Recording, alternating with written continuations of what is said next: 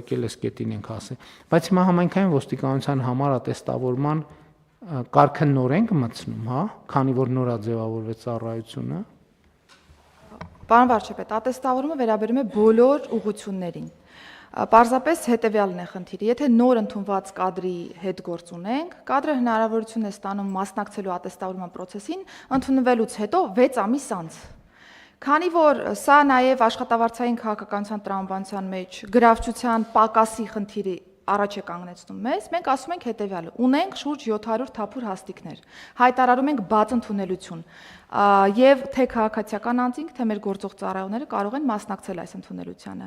Ընդունվում են, բայց պարտադիր անցնում են ՆԳՆ կրթահամալիրով, կրթական համապատասխան process-ով, դրա արդյունքում, եթե հաջողությամբ ավարտում են կրթությունը, ստանում են արդեն ատեստավորման չափ հավելավճարներով դրամական բավարարում, ոչ թե 250,000 դրամ, եթե ստանդարտ ընթացակարգով կընդունվեին աշխատանքի, այլ միանգամից միջին խմբի դեպքում պայմանական շուրջ 500,000 դրամ դրամական բավարարում։ Սա արել էինք նաև քրեական ոստիկանության դեպքում եւ ասեմ, որ բավական մեծ ընդունելության թիվ ունեինք թե քաղաքացիական անձանց մասով եւ թե նաեւ կանանց մասով ունեցել ենք դիմելիություն։ Սա ըստ էության լրացուցիչ խթան է, որպիսի ոչ միայն գործող ծառայողները ստանդարտ ատեստացիոն process-ով անցնելու պայմաններում ատեստավորվեն եւ ստանան դրամական բավարարում, այլ նոր ընդունվող ծառայողների համար մեկանգամյա օգտագործման պատուհան է, որը որ թույլ կտա մի կողմից համալրել թափուր հաստիկները, մյուս կողմից անձանց ավելի գրավիչ պայմաններով աշխատանք առաջարկել ոստիկանության համար։ Բայց քրեական ոստիկանությունը ոնց որ չհաջողվեց, չէ՞, առանձնապես մեծ տոկոս ապահովել քաղաքացիական նոր եկած մարդկանց։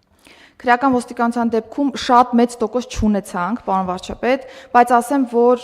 բնույթն է կարևոր աշխատանքի, որովհետև եթե նույն քաղաքացիական անձին շատ ավելի տրամաբանական տարբերակով կարող են անցնել պարեկային ծառայությունում աշխատանքի, քրեական ոստիկանության դեպքում պիտի մեր տրամաբանությամբ ունենանք հերթական շրջափուլով անցած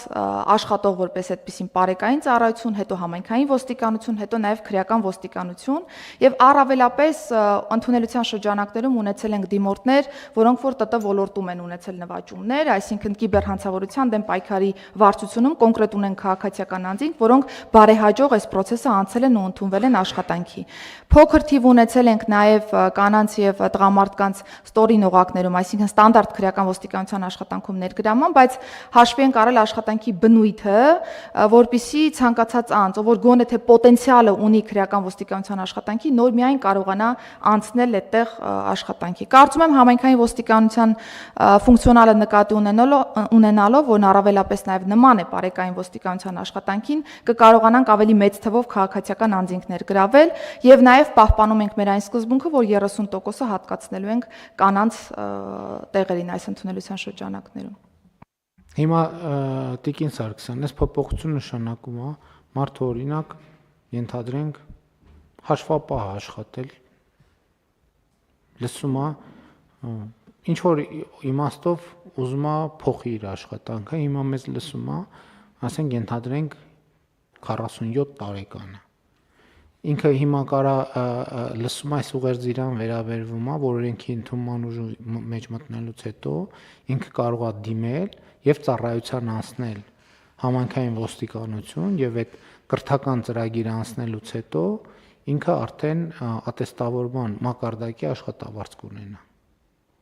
Այո, պարոն վարչապետ, տվյալ հաշվապահը ենթադրվում է, որ ունի նաև բարձրագույն կրթություն, բակալավրի որակավորում։ Բարձրագույն կրթությունը պարտադիր է, որտեղ պարեկայինում մենք պարտադիր չենք համարում։ Այո, բակալավրի որակավորում պիտի ունենա անձը, եթե տվյալ տարիքային խմբում է, ապա կարող է դիմել եւ ասեմ, որ հաշվի առնելով բարձրագույն կրթության բաղադրիչը միանգամից կստանա, եթե չունի այլ զինվորական կոչումներ նախկինում փորձառությունից, լեյտենանտի կոչում որպես այդպեսին կունենա, այսինքն միանգամից սպայական կոչումներ եւս կշնորհվեն նրանց։ Ես կարծում եմ սա էլ այն դեպքն է, որ մենք հնարավորինս լայն իրազեկենք քաղաքացիներին եւ մեր սիրելի քաղաքացիները, ովքեր այդքան էլ գոհ չեն համայնքային ոստիկանության աշխատանքից,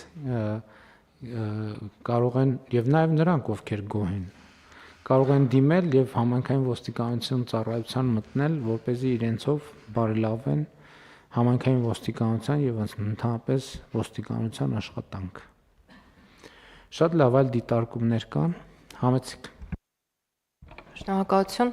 Մեծարգո վարչապետ, ուղղակի ուզում եմ մեր գործընկերներին եւ հանրությանը տեղյակ պահել, որ տարիքային համանման շեմ գործում է նաեւ քրեակատարողական ծառայողների համար ու արդեն իսկ ունենք նախագիծ, որով որ այդ շեմը վերացնում ենք եւ շուտով կներկայացնենք կառավարության քննարկմանը, այսինքն քրեակատարողական ծառայությունը եւս ազատականացնում ենք այն առումով, որ մեր քաղաքացիները անկախ տարիքից կարողանան դիմել եւ համալրել ծառայողների շարքերը։ Հիմա որ այդքան ասցիք, ուրեմն ավելի բաց եմ թեման։ 65 տարեկան մարդը կարա դիմի եւ ընդունվի աշխատանքի։ Պարոն վարչապետ, 65 տարին լրացած մարդը արդեն կենսաթոշակի տարիքի շղթայի մեջ է անցնում, այսինքն պիտի դրանից հետո անցնի կենսաթոշակի։ Բա մենք ռազմավարության մեջ ժողովրդագրության նաեւ ընդունել ենք, որ մենք ուզում ենք, որ նաեւ թոշակառուները ակտիվ աշխատանքի շուկայի մեջ ներգրավենք։ Չէ, հիմա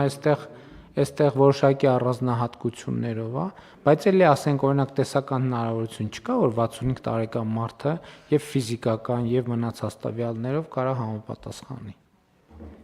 Պարոն վարչապետ, վերին շեմի մասով եւս այս պայդրությամբ քննարկում ենք, ընդ որում գործող կառուցակարգերով, եթե գերատեսչության ղեկավարը հաշվի առնելով տվյալ անձի կարողությունները, կարող է որոշում կայացնել 1 կամ 2 տարով երկարաձգելու ծառայությունը տվյալ անձի, եթե նույնիսկ սահմանային տարիքը որպես այդպեսին լրացել է, բայց կարծում եմ այս մասով եւս արդեն հաշվի առնելով առանձնահատկությունները կարող ենք լուծումներ նախատեսել, որովհետեւ կարող են լինել այնպիսի ոլորտային ուղղություններ նույն ոստիկանությունում, որտեղ որ տարիքային այդ հատվածը եւս որևէ ինչ որ արտարոց նշանակություն ունենալ չի կարող։ Չէ, գիտեք ես ինչ նկատում եմ, մեստեղ խնդրեմը այն է, թե մենք ինչքանով ենք կարողանում անձի ֆունկցիոնալությունը օբյեկտիվ գնահատենք։ Եթե անձի ֆունկցիոնալությունը մենք կարողանում ենք օբյեկտիվ գնահատենք, օբյեկտիվ համակարգ ունենք, ընդհանրապես տարիքային շեմ դնելը մի քիչ տրամաբանական չի, որովհետև մարդը այդ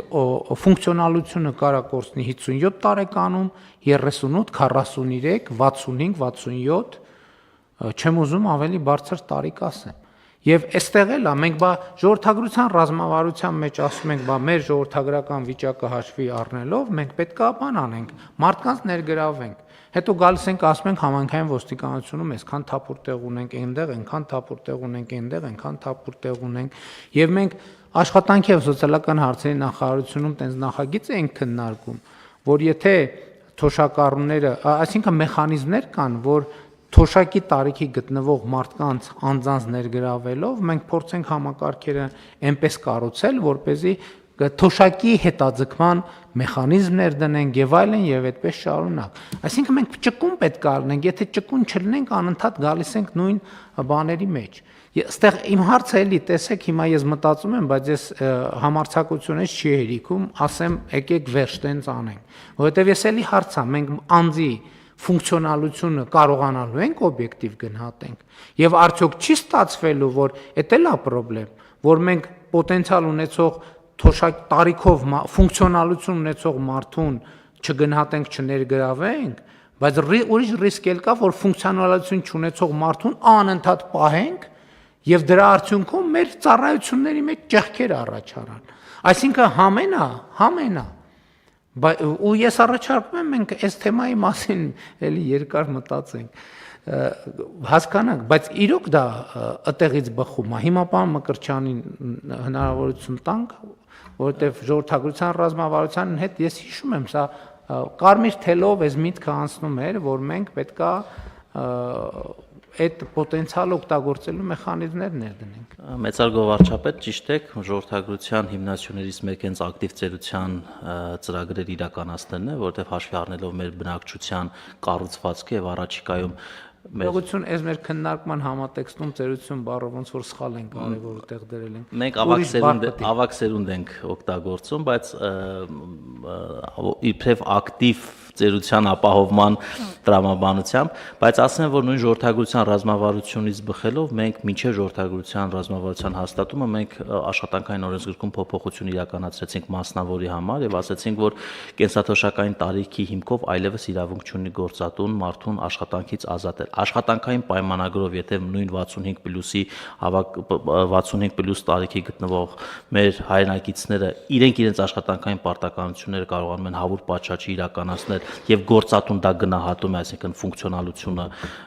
ապա ինքը չի կարող ուղղակի տարիքի հիմքով աշխատանքից ազատել։ Նաև մենք ունեցել ենք քննարկում, ունենք նաև հանձնարարական ուսումնասիրելու, նաև քաղաքծառայության ոլորտում նմանատիպ կարգավորում առաջարկելու, արդեն մենք ունենք որոշակի նախագիծ, դա առաջիկայում կքննարկենք գործընկերների հետ։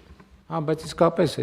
այն ժամանակ էլի տենց կարող է էլի մտածել եմ, բայց չեմ բարձրաձայնել դրա մասին, որովհետև ակտիվ ծերացում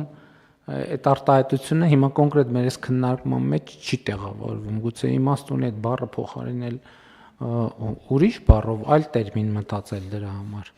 որովհետև հենց ծերություն արտահայտությունը ոնց որ sense գալիս բախվում է քիչ առաջ որովհետև ծերությունը աշխատելու մասին չի, հանգստանալու մասին է, եւ այդ տրամաբանությունը կա, բայց ես առաջարկում եմ մտածենք այս մասին եւ եկեք բանի հասակ ճիշտ եմ, բոյ հասակ ճիշտ եմ ասում, հա, հասակի այդ սահմանափակումն էլ հանենք, որովհետև իսկապես մարդու բան է, մարդը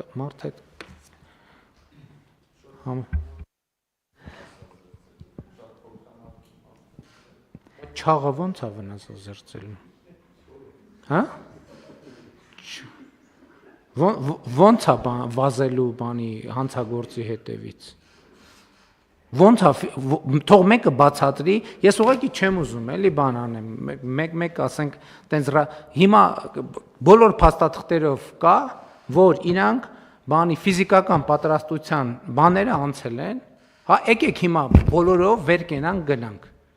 գնանք զինված ուժեր, գնանք ոստիկանություն, գնանք քրեակատարողական ծառայություն, էլ որտեղ կա, գնանք տենանք քանի տոկոսի մասին թղթի գրածն է համապատասխանում իրականությանը։ Եվ խնդիրը դա է, եւ բանը բոյով ըլնել դեռ չի նշանակում, որ բան ըլնել, այդքան ճարպկություն ունենալ, որ բան անել։ Այդ ամեն ինչը իրականացնել, էլ չեմ ասում, որ մարդը բնական այդ իր բոյն է։ Հիմա այդ է։ Նկատի ունեմ, երբ որ մենք իրան ասում ենք հասակը չի համապատասխանում, այդտեղ body shaming-ի էլեմենտ կա, բայց երբ որ ասում ենք, գիտեք, ինձ զինվորական ծառայության մեջ եք պետքա քաշի ստանդարտի մեջ լինեք եւ ֆիզիկական պատրաստության ստանդարտի մեջ լինեք, այդտեղ body shaming-ի ոչ մի բան չկա, ոչ մի էլեմենտ չկա։ Մեր պահանջն է, հիմա ուզում եք շատ լավ չեք ուզում, ոչ մեկ չի ասում, ուրեմն գնացեք ուրիշ կյանքով ապրեք, որը ձեզ ավելի հարմար է։ Սրա մասին է խոսքը։ Համեցեք։ Պարոն վարչապետ,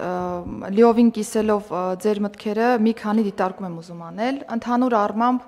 մենք համապատասխան տարիքային խմբի անձանց մասով պիտի նաև նկատի ունենանք, որ մեր ընթացակարգերը անպայման չի, որ հանգեն միայն իրավապահ համակարգում տվյալ տարիքի անձանց աշխատանքի ներգրավմանը։ Սա առաջինը, երկրորդը այն է, որ նկատի ունեմ, որ մեր կառուցակարգերը կարող են թույլատրել կենսաթոշակային տարիքը լրացած անձին շարունակելու աշխատանքը, բայց պարտադիր չի, որ դա լինի անպայմանորեն բոլոր ծառայությունների համար բնութագրական բան, որովհետև նույն երբ որ խոսում ենք նաև հասակի, քաշի մասով որպես առերևույթ խտրական դրսևորում, իրավապահ համակարգի եւ հատուկ ծառայությունների դեպքում թույլատրելիության սահման կա որպես այդպեսին հաշվի առնելով ծառայության առանձնահատկությունները, հասակին, քաշին կամ ծառայության ընդունելության կարգին առանձնահատկություններ որպես այդպեսին վերապահել, բայց լրիվ համաձայն եմ, որ մենք մուտքի պահանջը պահպանում ենք, բայց հետագայում երբ որ ծառայության մասին ենք խոսում ընթացքի, այդ պահանջները այսպես թե այնպես սկսում ենք փոփոխել կամ հարմարացնել նրան, ինչին որ ուզում ենք։ Ասեմ, որ այս պայծրությամբ մեր կրթական խողովակում դիտարկում ենք ֆիզիկական պատրաստականությունը որպես կրթության պարտադիր բաղադրիչ, որովհետև եթե տարեկան վերապատրաստման բաղադրիչներից մեկը նաև ֆիզիկական պատրաստականության վրա աշխատանքը չի կոնկրետ ծառայողի լինելու, թողնել իր, այսպես ասեմ, հայեցողության այս process-ը կանոնակարգելու, կարծում եմ, այդքան էլ ճիշտ մոտեցում լինել չի կարող, որովհետև մենք ամեն դեպքում յուրաքանչյուր ծառայությանը բնորոշ որոշակի ֆիզիկական պատրաստականության առանձնահատկություններ ունենք, եւ ըստ այդմ մեր կրթահամալիրն է, որ պիտի կարողանա այս process-ը կարգավորի։ Վերջին ամիսներին մենք նաև փոխել ենք օրենսդրական այս կարգավորումը եւս, որ 3 տարին մեկ անգամ անգամ վերապատրաստման փոխարեն պիտի տարեկան պարտադիր վերապատրաստում անցնենք, եւ այս պահեդրությամբ հենց մոդուլի մշակումն ենք իրականացնում, որպեսզի թե ֆիզիկական մասով եւ թե նաեւ բովանդակային բուն աշխատանքի մասով հասկանանք ինչպես ենք նաեւ գրավիչ դարձնում տարեկան վերապատրաստումը կոնկրետ մեր ծառայողի համար, որովհետեւ տարիներ շարունակ այս վերապատրաստումները դիտարկվել են որպես բեռ աշխատանքից կտրվելու ինչ որ մի process, որը սակայն ճիշտ հակառակ մոտեցումը պիտի ունենա։ Դե որ այսքան խոսեցինք, նաև այդ թեմայի հետ կապված, նույն բարեկայում ոստիկանությունը, երբ որ ձևավորվում էր, բարձր բոլորը շատ բավականին տենց ինտենսիվ պարապմունքներ էին անցնում եւ այլն։ Հիմա բարեկայում ոստիկանությունը ամբողջությամբ արդեն 2 տարուց ավել է, 3 տարուց ավել է կա, եւ ես չեմ ուզում թաքցնեմ, ժամանակ առ ժամանակ ներքին գործերի նախարարին ասում եմ, որ ես որոշակի անհանգստություն ունեմ, որովհետև արդեն տեսնում եմ, որ այդ մարզավիճակից արդեն դուրս ենք գալիս եւ դա խնդրեմ է։ Եվ հիմա ձեր ասած վերապատրաստումն էլ շատ կարևոր է, թե իր իրականացման որակը, որովհետև հիմա էլ որ մենք նայենք, բոլոր ծառայություններում այդ բաները կան։ Ֆիզիկական պատրաստության ստուգումներ, կրակայինի ստուգումներ եւ այլն, հարցը այն է, իրականությունը ինչ է, իրականությունը, որովհետեւ